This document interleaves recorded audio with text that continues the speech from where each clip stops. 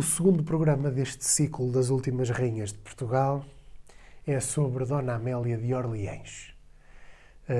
Em homenagem dela e também de todas as mulheres, e porque recentemente também celebramos o Outubro Rosa, estou também hoje de rosa. E queria, sobre Dona Amélia, dizer o seguinte. Foi uma mulher de grande dimensão humana, de grande dimensão cultural, social e de intervenção cívica, e foi também uma extraordinária atleta. Aliás, o seu porte, como podemos ver nas imagens que vão ser projetadas, era o porte de uma mulher elegante, alta, com postura. Uma mulher que se dedicou ao hipismo, que se dedicou também a outras artes desportivas, e alguém, sobretudo, com uma grande empatia, com uma grande sensibilidade, também com uma grande simplicidade, e que se casou, como sabemos, com Dom Carlos I, o nosso penúltimo monarca, uma figura também interessantíssima da nossa história, um homem de grande inteligência, cultura, capacidade de intervenção também, um homem que literalmente deu o peito às balas por acreditar na possibilidade de regeneração do sistema monárquico, que depois não se verificou porque Dom Carlos teve a infelicidade, que aliás outros reis tiveram antes dele, de ter um pessoal político e uma classe política desacreditada, profundamente preocupada consigo própria e com os seus interesses, com lógicas de corrupção e de busca de favores internas e de uma endogamia impressionante, e que o rei tentou, muito sinceramente e muito genuinamente, cortar a direito com o apoio que deu, apoio total, e com isso também perdeu a sua vida, é preciso dizê-lo, a João Franco Castelo Branco, seu último primeiro-ministro, que governou, como sabemos, em ditadura, ou seja, sem o Parlamento. O Parlamento foi dissolvido e era possível, de acordo com a Carta Constitucional, haver essa dissolução por um período de 6 meses e em que o governo basicamente governava à força de decretos e sem qualquer intervenção da parte do Parlamento e das instituições políticas. Dom Carlos e Dona Amélia, um casal muito interessante, um casal que, à medida do tempo em que viveu, percebeu perfeitamente os desafios e as potencialidades que o país enfrentava. E Dona Amélia era francesa, era bisneta do rei Luís Filipe de Orleães, que reinou com o título de Luís Filipe I. A monarquia burguesa orleanista e o seu reinado decorre, como sabemos, entre 1830 e 1848, quando se dá depois a Revolução que, como sabemos, reinstaura a República, depois desse curto reinado, 18 anos, orleanista. A família de Dona Amélia, os Orleães, estão também ligados ao título e à Casa Condal de Paris. Aliás, o seu pai, Luís Filipe, também se chamava assim, era conde de Paris e, portanto, era herdeiro dos direitos dinásticos da Casa Real Francesa. Visto que os Bourbons, como se recordarão, tinham já sido abolidos. O último rei de tendência borbónica foi Carlos X. O último dos Bourbons verdadeiramente sonante e significativo foi Luís XVIII, irmão do defunto e condenado rei Luís XVI, no Cadafalso, em 1791. E, portanto, estamos aqui num contexto que Dona Amélia viveu de alguma crise institucional em França, do ponto de vista da monarquia, claro.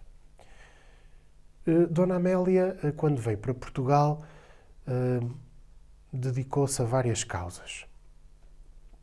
Conhecemos-lhe, sobretudo, a dedicação, por exemplo, através da criação do Instituto de Socorros a Náufragos, que foi da sua responsabilidade, à causa dificílima dos naufrágios, das tragédias no mar e nos rios.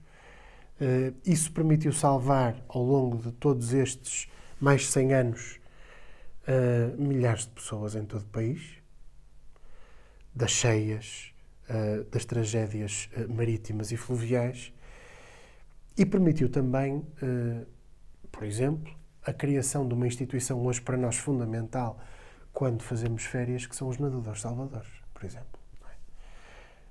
Isto aconteceu na Marginal, em Algés, por exemplo, onde se situa também uma importante delegação do Instituto de Socorros a Náufragos, em toda a Vila de Oeiras, Cascais, também Vila, no fundo, todo aquele entorno de Lisboa, onde, efetivamente, os monarcas iam a banhos e iam passar temporadas importantes da sua vida. Recordemos que Dom Luís tinha falecido na Cidadela de Cascais, depois de uma grande agonia, e Cascais foi também o lugar onde Dom Carlos desenvolveu muita da sua pesquisa oceanográfica.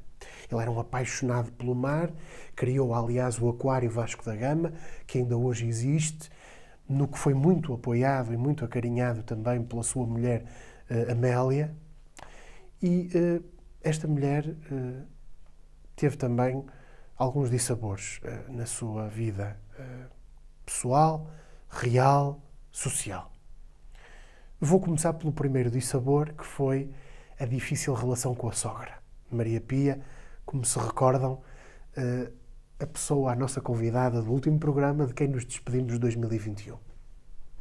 Maria Pia, como vimos, era uma mulher de grande personalidade, vincada, e era também uma mulher sumptuária, de gastos, de exuberância, de demonstrar exteriormente. Ora, Amélia era todo o contrário. Amélia era uma mulher simples, uma mulher que percebia muito bem a crise, a dificuldade, a fome. Ela própria em França tinha passado dificuldades, a sua família. É preciso recordar que os condes de Paris viveram dificuldades económicas. E isto é conhecido. E, portanto, ela percebeu muito bem que veio para um reino sem dinheiro para mandar cantar um cego. Dito popularmente assim. Ora, esta consciência, que é própria de uma estadista, que é própria também de alguém lúcido, de alguém com uma percepção muito clara do que a rodeia, o que é importantíssimo num político, fez com que Dona Amélia não se demitisse da política e até participasse naquilo que eram as recepções, naquilo que era até os encontros com os ministros e, muitas vezes, na retaguarda do seu marido Dom Carlos, que ela amou profundamente, apesar do rei, como sabemos, enfim, ter tido as suas aventuras amorosas, várias, mas foi um casal que, dentro daquilo que era expectável para o tempo e para as circunstâncias do momento, acabou por funcionar muito bem. E é preciso dizer que Dona Amélia, nas suas memórias, nos deixa notas de momentos de carinho vários existentes entre ambos. Por exemplo, na sua primeira noite juntos, ela fala concretamente nas carícias do marido perante a sua falta de experiência. E diz-nos isto com grande dignidade, grande superioridade até. O que revela também a sua sinceridade. Isto apesar de muitas vezes sabermos que algumas destas correspondências têm que ser analisadas à luz daquilo que era a epistolografia da época, com certeza. Mas ficam-nos sinais e até factos ao longo da vida de o rei, apesar das suas aventuras amorosas, ter sempre tido na rainha Dona Amélia o seu porto seguro, a sua referência e alguém a quem também dedicou e prestou sempre momentos de carinho muito importantes, e isto é preciso dizer. É importante também sublinhar que foram muitos os momentos de vivência em Vila Viçosa para onde se retiravam para caçar, desporto de que gostavam muito ambos, para pintar, também gostavam ambos, ler. E, portanto, este encontro cultural foi realmente extremamente importante. Amélia também sofreu muito das decepções que o marido ia tendo com as pessoas que o rodeavam, com a política, com a sociedade. Não há dúvida nenhuma que, percorrendo a obra de pintura de Dom Carlos, sentimos essa homenagem ao Alentejo, sentimos também a paixão pela natureza e, como já falamos no mar, a propósito de Cascais, a compreensão de tudo o que se encontrava à volta de ambos e das suas vivências. Amélia e Carlos tiveram 2 filhos, Luís Filipe, o príncipe herdeiro, cujas fotografias são um verdadeiro portento de realismo sobre a sua herança genética, cruzando o nórdico com o italiano, com o francês, um príncipe muito bonito, cujas fotografias também estão a ver, e o príncipe Dom Manuel, mais reservado, segundo filho, em princípio não herdeiro, não fosse o acontecimento de 1 de fevereiro de 1908, que mudou completamente a sua vida e a vida da Amélia e a vida de Carlos. Falaremos já sobre isso. Mas estes 2 príncipes são realmente retratos fiéis da herança paterna e da herança materna. É muito interessante. 2 irmãos muito diferentes e com personalidades extremamente contrastantes. O princípio do século XX é um princípio de crise. Não nos esqueçamos que em 1891 Portugal conhece o ultimátum inglês. Não nos esqueçamos também que Dom Carlos tinha subido ao trono nessa altura, uma altura muito difícil, e que tem que ser uma altura de contactos diplomáticos e de afirmação do trono, do seu prestígio, da sua dignidade. E ele vai fazê-lo, obviamente, recorrendo ao seu primo, Eduardo VII, filho de Vitória e Alberto, herdeiro de ambos, rei de Inglaterra, da Irlanda e dos vários Estados britânicos. Dá-lhe a homenagem suprema de, ao vir a Lisboa, dar o seu nome ao Parque Central, hoje tem o nome de Eduardo VII, junto à rotunda do Marquês de Pombal. Esta aproximação à Inglaterra visa garantir o enterrar dos machados de guerra do ultimato, a tentativa de pacificar a aliança luso-britânica e a tentativa de relançar, sobretudo, e isto é muito importante, a exploração do continente africano.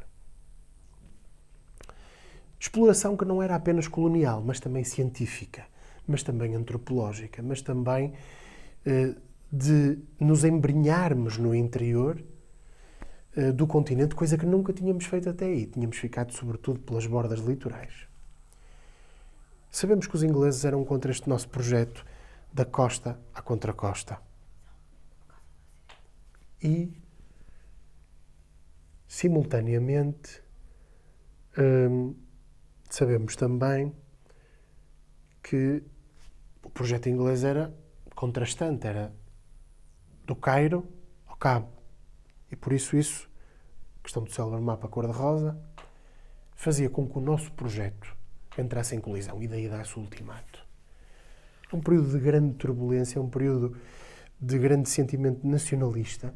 É nesse período que surge o nosso hino nacional, a portuguesa, à semelhança da Marselhesa, que lhe está na Gênese, letra, como sabemos, de Lopes de Mendonça e música de Alfredo Keil. E por isso Dona Amélia vive todos estes dramas e ampara as quedas de Dom Carlos.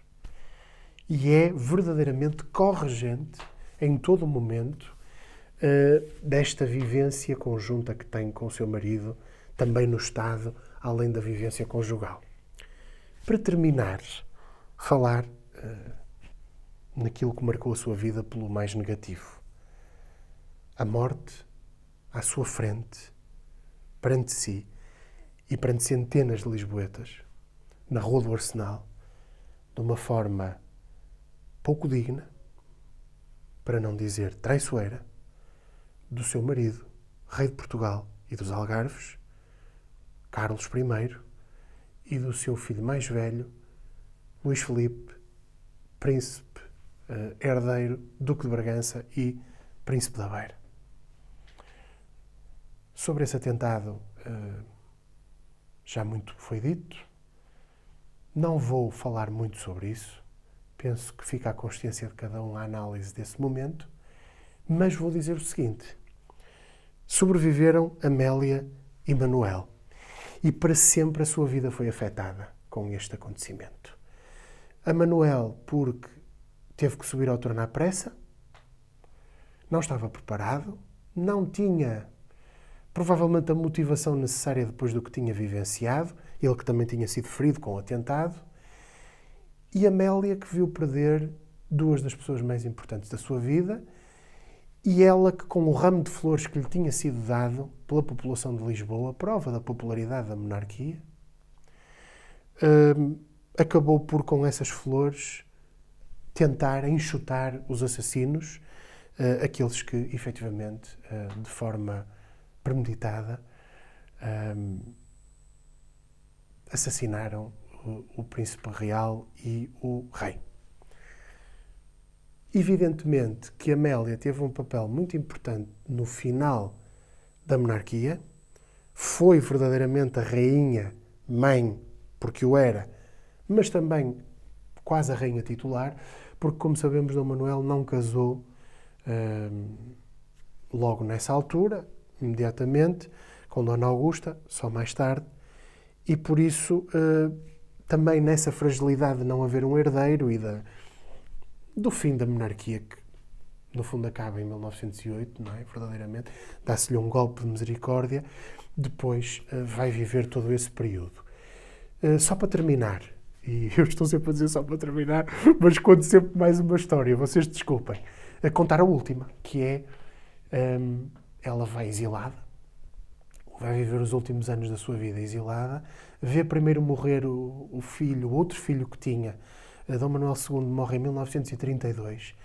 Curiosamente, no ano em que Oliveira Salazar vai subir à presidência do Conselho, e depois Oliveira Salazar vai sempre ter uma política ambígua relativamente à monarquia, aliás, é próprio do seu estilo, e Amélia vai morrer já mais tarde, bem entrado o salazarismo, e sempre tentando estar atenta ao que se passava em Portugal, apesar de viver em França, e uma mulher sempre de uma enormíssima dignidade, uma grande verticalidade, um grande espírito de sacrifício em muitos momentos difíceis da sua vida, e é sem dúvida nenhuma uma portuguesa de coração, a que nós devemos sempre respeitar e homenagear, e penso que não haveria melhor maneira de iniciar o ano de 2022 desejando a todos as maiores felicidades do que falar nesta grandíssima mulher que é Amélia de Orleans e Bragança. Muito obrigado.